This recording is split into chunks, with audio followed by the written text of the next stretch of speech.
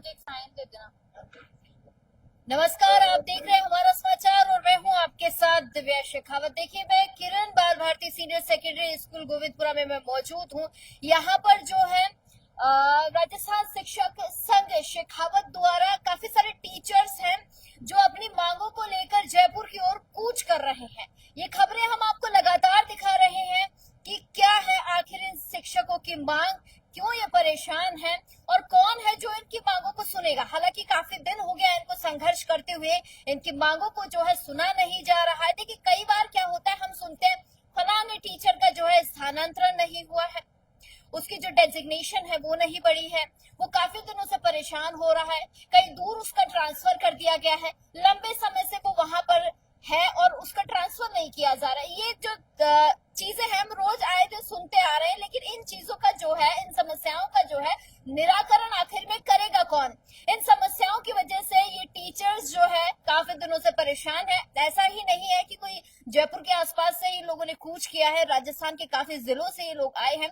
एक एक कर इनसे बात करते हैं कि आखिर में जो इनकी समस्याएं हैं, भीषण गर्मी का माहौल है, फिर भी कोई सुनने को तैयार नहीं है। कहाँ से आए हैं सर? सबसे पहले आपका नाम बताइए। मेरा नाम विनोद पुनिया, मीडिया प्रभारी राजस्थान सीजन शेखावत जत्था यात्रा, और मैं बाड़मेर में जिला मंत्री के पद पर भी काम कर रहा हूँ। कितने दिनों से आप लोग इस संघर्ष के साथ हैं और क्या लगता है कि कौन सुनेगा आपकी बात? यूं तो संघर्ष हम कई वर्षों से कर रहे हैं। वर्तमान में तात्कालिक हमारा जो संघर्ष है वो शिक्षकों के स्थानांतरण को लेकर के है। इसमें जैसे वरिष्ठ अध्यापक या कुछ एक वर्ग के शिक्षकों के तबादले तो कभी कभार होते रहते हैं, लेकिन तृतीय श्रेणी शिक्षकों के तबादले कई वर्षों से नहीं हुए। क्या उन शिक्षकों को अपने घर जाने का अधिकार नहीं है?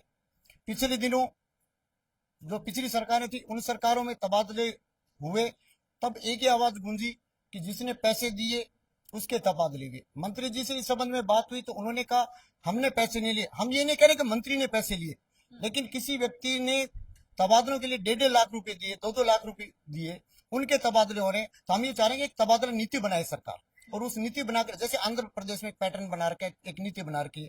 और नीति में कुछ नहीं, 3 लाइन की एक नीति होती है। यहाँ तो वर्षों से नीति बनने में एक कमेटी बना रखी है, नीति का ड्राफ्ट तैयार नहीं हुआ।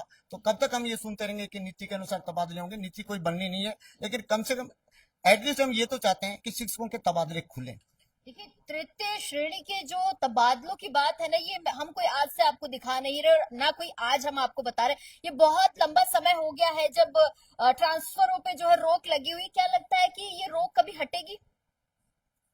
सरकारें जब अपना काम करवाना चाहती हैं तो किसी भी वैकेंसी में या किसी मुद्दे पे कैविट लगा देती हैं। और सरकार को जब, जैसे एक बार मेरा ही खुद का तबादला हुआ था, तो मैंने कोर्ट से स्टे लिया, 2 बार मेरा स्टे खारिज हुआ। 6 महीने बाद जैसे ही पैनल बदला और मेरा आवेदन स्वीकार कर लिया गया कोर्ट में, ठीक है। और 6 महीने बाद मुझे स्टे मिला। तो यानी अब यहाँ हालात ये हैं कि सरकार जो चाहती है उनको स्टे मिल जाता है। ये कोई नहीं, ये तो एक मुद्दे को उलझाने वाली बात है। पैसा बड़ा खेल। पैसा बड़ा खेल है, भ्रष्टाचार हो रहा है। हम चाहते हैं कि गरीब वर्ग का जो शिक्षक है उसको भी तबादले का अधिकार मिले। इसमें समानता कहाँ बुराई है? ये लोकतांत्रिक अधिकार भी हर शिक्षक का कि उसको समानता का अधिकार मिले। जो राजनीतिक पहुंच रखते हैं उन लोगों के तबादले हो जाते हैं। हमारा मुद्दा केवल तबादला नहीं है, तबादला तो है, इसके साथ हम चाह रहे हैं कि शिक्षक विद्यालय में जाकर के पढ़ाना चाहता है, उस शिक्षक को पढ़ाने से रोका जा रहा है। नित्य रोज नए नियम आते हैं, शिक्षकों को गैर शैक्षणिक कार्यों में इतना उलझाया जा रहा है। आपने देखा होगा, एक शिक्षक को बीएलओ के काम में लगाया जाता है। बीएलओ बड़ा मतलब परेशानी है टीचर्स की। बीएलओ पूरा वर्ष भर चलने वाला काम है, और बीएलओ के हालात तो ये है कि एसडीएम स्तर का अधिकारी बीएलओ किसी शिक्षक की ड्यूटी लगा करके उसे पाबंद कर देता है कि ये ऑर्डर आपको लेना पड़ेगा, नहीं लेना पड़ेगा तो हम आपको कार्रवाई कर देंगे। उनके 17 सीसी के नोटिस भी जारी कर दिए जाते हैं। चूरू हमारा एक ऐसा जिला है जहाँ शिक्षक संघ शेखावत के बैनर तले शिक्षकों ने संघर्ष किया, और वहां सीकर और चूरू, इन 2 जिलों में शिक्षकों को बीएलओ कार्य से पूर्ण रूप से मुक्ति मिल गई है। बीएलओ ड्यूटी लगा दी जाती है, बच्चे कैसे पढ़े, किससे पढ़े, कोर्सेज अधूरे रह जाते हैं, क्या कहेंगे? नमस्कार, मैं हेमंत खराड़ी, राजस्थान शिक्षक संघ शेखावत का प्रांतीय उपाध्यक्ष हूँ। और जो नावा से हमारा पैदल जत्था चला है जो आज यहाँ पहुंचा है, और कल हमारी यात्रा आगे और बढ़ेगी और शहीद स्मारक पर जाकर के एक जोरदार प्रदर्शन करेंगे। इस पूरे आंदोलन का जो हमारे 3 प्रमुख मुद्दे हैं, जिसमें एक स्थानांतरण नीति से स्थानांतरण होने चाहिए अध्यापकों के, और दूसरा हमारा बड़ा मुद्दा है सभी संवर्गों के पदोन्नति नियमित होनी चाहिए। और तीसरा मुद्दा जो है वो पूरे आम समाज के लिए और शिक्षकों के लिए भी और आम नागरिकों के लिए भी है, वो है शिक्षा। और शिक्षा नीति जो है 2020, उस नीति में एक तो भर्ती प्रक्रिया बदल रही है और भर्ती प्रक्रिया में पूरी तरह से हमें देखने में आ रहा है कि वो अभी जैसे पिछले दिनों सरकार ने जो संविदा नौकरी लगाई है उसमें 16,900 रुपये में लगाई है, संविदा आधारित नौकरी है। तो जितने भी सरकारी विद्यालय होंगे भविष्य में जितनी भर्ती होगी वो संविदा आधारित होगी। तो ये एक बहुत बड़ा खतरा है युवाओं के लिए और युवाओं को जो है वो पक्का रोजगार नहीं मिलेगा। तो एक तो रोजगार पक्का मिलना चाहिए, ये जो नीति है वो सभी युवाओं को, और शिक्षा में जो खर्च है वो सरकार पूरी तरह से अपनी जिम्मेदारी उठाए। और जो मार्जिनल तबका है जिसमें एसटी, एससी, ओबीसी और तमाम जो गरीब लोगों के लिए जो आरक्षण से एजुकेशन में कुछ प्रावधान थे, इस प्रावधान पे ये जो नई शिक्षा नीति 2020 है वो कुछ बोलती नहीं है। तो इसको लेकर के ये 3 बड़े मुद्दे हैं, इनको लेकर के हम सरकार के पास आ रहे हैं और जा रहे हैं। आपके चैनल के माध्यम से सरकार को हम ये कहना चाहते हैं कि इन तीनों मुद्दों पर सरकार अपना रुख स्पष्ट करे और माने, ताकि शिक्षक को भी इस तपती धूप में संघर्ष के लिए इतना प्रताड़ित नहीं होना पड़े। सरकार को मानना पड़ेगा। यही हम इस आंदोलन का हमारा मुख्य उद्देश्य है और हम ये लेकर के आ रहे हैं जयपुर। अच्छा, एक लाइन में अगर कुछ कहना हो सरकार को तो क्या कहेंगे? सरकार को यही कहेंगे कि हमारा जो भी मांगे है उस मांगे को पूर्ण कर शिक्षक को राहत प्रदान करे और सार्वजनिक शिक्षा को बचाने में सहयोग करे। पदोन्नति नहीं हो रही, ट्रांसफर्स नहीं हो रहे, और एक बड़ा सवाल अब एक और निकल के आ रहा है कि संविदा पे भर्तियां हो रही है। अच्छा, एक बात बताइए सर, संविदा पे भर्ती होने लग गई तो जो यूथ अब तैयारी कर रहा है, 10-10, 20-20 घंटे पढ़ता है, वो कहाँ जाएगा और क्यों तैयारी करेगा जब संविदा पे 16,000 की नौकरी मिल रही है? तो आपने सही पूछा मैडम। अगर एक यूथ जो पढ़ा लिखा जो मेहनत करके वो आ गया है, उसने काफी लंबे समय तक तैयारी की है, जो मेहनत करके घर वाले जो पैसा कमा रहे हैं उसका बहुत सारा पैसा खर्च हुआ है, उसके बाद में अगर गवर्नमेंट उसको सरकार अगर रोजगार नियमित रोजगार नहीं देगी तो वो बच्चा फिर उसको रोजगार मिलेगा नहीं। रोजगार नहीं मिलेगा तो बहुत सारी एक बेरोजगार की फौज है वो समाज में खड़ी हो जाएगी, वो एक समाज के लिए समस्या बन जाएगी। तो सरकार से यही मांग है कि नियमित नियुक्तियां युवकों को दे, और इसके लिए जो अभी वर्तमान में जो शिक्षक है उनका पदोन्नतियां काफी समय से रुकी हुई है और विभाग में बहुत सारे पद है वो खाली पड़े हैं। तो नियुक्तियां अगर करके नियुक्तियां कर दी जाएगी, 3rd ग्रेड से 2nd ग्रेड में नियुक्तियां हो जाएगी तो 3rd ग्रेड के बहुत सारे पद है वो पद खाली हो जाएंगे और उन पदों पर बेरोजगार युवाओं को नौकरी मिल जाएगी, तो उनको रोजगार मिल जाएगा। एक बात बताइए कि जब तक पदोन्नति होगी, लगभग मुझे तो ऐसा लगता है आधे से ज्यादा टीचर्स तो रिटायर ही हो जाएंगे। क्या काम आई वो पदोन्नति? हम तो ये चाहते हैं कि लगभग शिक्षा विभाग में 1.5 लाख के करीब पद खाली हैं और 1.5 लाख के पद करीब खाली हैं। और फिलहाल जो सरकार है वो 16,900 रुपये पर मासिक पर 10,000 पदों पर भर्तियां निकालने की तैयारी कर रही है। जब एक शिक्षक के ऊपर पूरा परिवार निर्भर रहता है तो उसकी सामाजिक सुरक्षा की गारंटी कौन लेगा? जब सुविधा पर भर्तियां होगी, स्थिति ये बनेगी, पदोन्नति समय पर नहीं होगी, आर्थिक नुकसान तो होगा ही होगा। साथ में शिक्षा का नामांकन जो पिछले 5 साल के अंदर लगभग 20 लाख का नामांकन कम हुआ है सरकारी स्कूलों में, वो भी एक बड़ा प्रभाव के रूप में, परिणाम के रूप में देखने को मिल रहा है। तो ये पदोन्नति भी समय पर होनी चाहिए और अस्थायी भर्ती भी होनी चाहिए, ताकि हर कर्मचारी जिसका परिवार प्रत्यक्ष या अप्रत्यक्ष रूप से उसके ऊपर निर्भर है, उसे सामाजिक सुरक्षा भी मिल सके और उसके भविष्य की जो चिंता सताती है संविदा ठेका भर्ती के अंदर, वो भी उसकी दूर हो सके। कई बार जब शिक्षा मंत्री से सवाल पूछा जाता है पदोन्नति क्यों नहीं हो रही है, ट्रांसफर्स रुके हुए वो क्यों नहीं हो रहे हैं, तो कोई जवाब मिलता नहीं हो उनकी तरफ से। क्या लगता है आप लोगों की आवाज उन तक पहुंचेगी?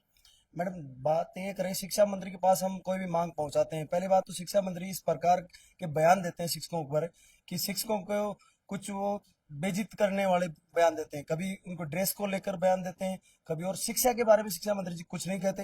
दूसरी बात, पदोन्नति की बात ऐसी, 3rd श्रेणी जो शिक्षक हैं उनकी 5 साल से पेंडिंग पड़ी है पदोन्नति। अगर पदोन्नति 5 साल से पेंडिंग पड़ी है तो जैसे आप कह रहे थे वो टीचर रिटायर हो जाएंगे लेकिन उनकी पदोन्नति नहीं मिलेगी, तो जो उनका हक है वो तो समय पे मिलना चाहिए।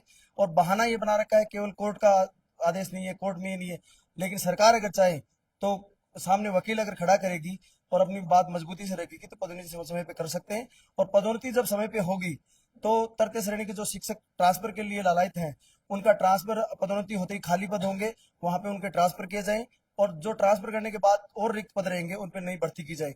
तो ये एक पैरेलल प्रक्रिया है कि पदोन्नति होगी तो ट्रांसफर आसानी से होंगे और ट्रांसफर आसानी से होगी तो नई भर्ती निकलेगी। तो ये तीनों चीजें एक दूसरे से जुड़ी हुई है। सरकार इन मायाजाल में घुमा रही है, गुमराह कर रही है आमजन को भी और शिक्षकों को भी। इतना ही हम कहना चाहते हैं। तो हम हमारा आंदोलन जारी रखेंगे जब तक सरकार मांगे नहीं मानेगी। अच्छा, एक लाइन में अगर सरकार को कुछ कहना हो, आखिरी सवाल पूछूंगी, क्या कहेंगे? माया जाल में फंसा रही है सरकार। देखो, सरकार हमेशा जनता को माया जाल में चुनाव से पहले भी फंसाती है और बाद में भी फंसाती है। जब सरकार बनी नहीं थी तो चुनाव में यही सरकार के जो मंत्री हैं चुनाव में जाते समय जनता से वादे करे थे 100 दिन में हम तृतीय श्रेणी शिक्षकों में ट्रांसफर खोलेंगे, ये करेंगे वो करेंगे, और अभी तक सरकार बनी हुई सरकार कुल उल-फुजुल में घूम रही है। मंत्री मुख्यमंत्री की नहीं सुन रहा, मुख्यमंत्री मंत्री की नहीं सुन रहा। जब हम शिक्षक मिलने जाते हैं तो मंत्री गायब है, मंत्री को बोलते हैं मुख्यमंत्री, मुख्यमंत्री दिल्ली गया हुआ है, यहाँ से वहां पता नहीं हो क्या रहा है राजस्थान में। हमको तो असंभव सा लग रहा है। पिछले 7-8 दिन से हम पैदल जत्था लेके घूम रहे हैं तपती धूप सड़क में, कोई भी हमारी सुध लेने वाला नहीं है। हम कार्मिक है राजस्थान की इस सरकार के। जब सरकार का काम होता है तो हम पूरी जोर तरीके से सरकार के साथ होते हैं, हर काम करते हैं, चाहे चुनाव से संबंधित हो, चाहे बीएलओ का हो, चाहे स्कूल का हो, चाहे योजनाओं को संचालित करने का हो। लेकिन सरकार हमारी ये छोटी सी मांगे हैं, हम कोई हमारे घर की मांग नहीं है कि वेतन बढ़ाओ, हमारा ये करो। सार्वजनिक शिक्षा बचाना सब आम जनता का काम है, पूरे राजस्थान का काम है। तृतीय श्रेणी शिक्षक एक बाड़मेर जिला हो, जैसलमेर हो, बॉर्डर वाले इलाके हैं, उसमें काफी सालों से बैठे हैं, 20-20, 25-25 साल से शिक्षक बैठे हैं, ना उनकी कोई पदोन्नति है, ना उनका कोई ट्रांसफर है। और जब ट्रांसफर की बात करते हैं तो कहते हैं वो जिला लिया, वो लिया, भड़काऊ बयान देते हैं। ये बहुत बड़ी समस्या है मैडम। आप हम जिस परिस्थिति में बॉर्डर वाले इलाकों में आप जाओगे, निरीक्षण करोगे तो वहाँ इतनी भयानक हालत है कि शिक्षक खड़ा नहीं रह सकता तपती धूप में, फिर भी वहां पूरी ड्यूटी ईमानदारी से करता है। नामांकन की संख्या, हर तरह की समस्या से जूझ रहा है। लेकिन हम प्रमुख चुनिंदा मांगे जो सरकार से लेके आए हैं और राजधानी तक पहुंच चुके हैं, हम चंद दूर हैं, फिर भी हमारी मांग सुनने को तैयार नहीं है। सरकार का एक भी डेलीगेट अभी तक हमारी मांग सुनने नहीं आया। आप जो चुनिंदा यूट्यूब चैनल कहो या मीडिया कर्मी कहो वो आए हमारे पास, इसलिए हम आपका धन्यवाद देते हैं। कम से कम हमारे सवाल सरकार तक पहुंचेंगे तो सही, और आने वाले दिनों में सरकार हमारी मांग माने और जनता को और शिक्षकों को राहत प्रदान करे, ताकि हम भी ये तपती धूप में अपना काम कर सकें। हमारा काम आंदोलन करना नहीं है, लड़ना नहीं है, हमारा काम शिक्षा देना है, बच्चों को पढ़ाना है, और हमें पढ़ाने दो, ये भी हमारी प्रमुख मांग है। मैडम, शिक्षक बच्चों को पढ़ाने के लिए है, और पढ़ाने के अलावा सरकार शिक्षकों से सब कुछ करवा रही है। क्लास में पढ़ाना नहीं चाहती सरकार, चाहती नहीं कि शिक्षक पढ़ाए। अनेकों काम ऐसे है ढेरों जो मोबाइल से करने पड़ते हैं, वो सूचना भेजो, वो सूचना भेजो, सारे दिन उलझा रखा शिक्षकों को।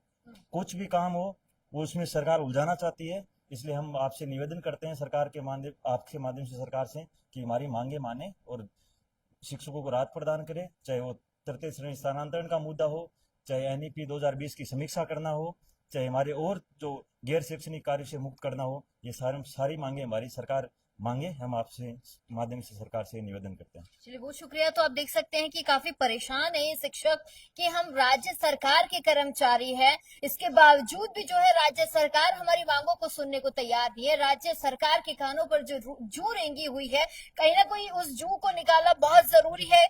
आप देख सकते हैं कि इस खबर को हम काफी दिनों से लगातार आप तक पहुंचाने का प्रयास कर रहे हैं कि राजस्थान शिक्षक संघ शेखावत द्वारा ये टीचर्स जो है कड़ी धूप कहूंगी मैं इस वक्त तो भैया, जो आलम हो रखा है ना मौसम का, इतनी भीषण गर्मी है, और ये लोग कह रहे हैं कि बॉर्डर इलाकों से भी जो है शिक्षक आ रहे हैं अपनी मांगों को लेकर कि कहीं ना कहीं तो मंत्री नेता एक बार तो हमारी बात सुने। लेकिन मंत्री जो है मुख्यमंत्री का इंतजार करता है, मुख्यमंत्री इंतजार करता है मंत्री का। तो अब सवाल ये बनता है कि आखिर में इनकी मांगे सुनेगा कौन है इनकी मांगे सुनने वाला। लेकिन आप लोग यही बने रहिएगा, क्योंकि इनके साथ इस खबर पर मैं दोबारा भी आपको जानकारी दूंगी कि क्या कुछ अपडेट इस खबर में हुआ है, कहां तक इनकी मांगे पहुंची है, कौन इनकी मांगों को सुन रहा है, और कितने लोगों ने इनसे संपर्क साधने की कोशिश की। आप लोग यही बने रहिएगा। वापस से इस खबर पर जो है जल्द ही मैं आपको अपडेट दूंगी।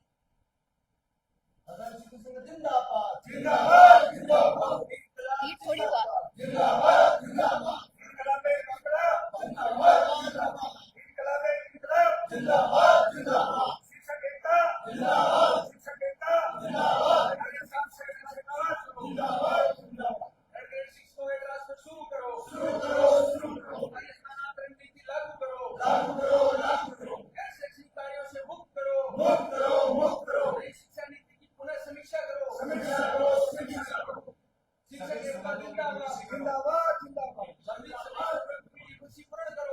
करो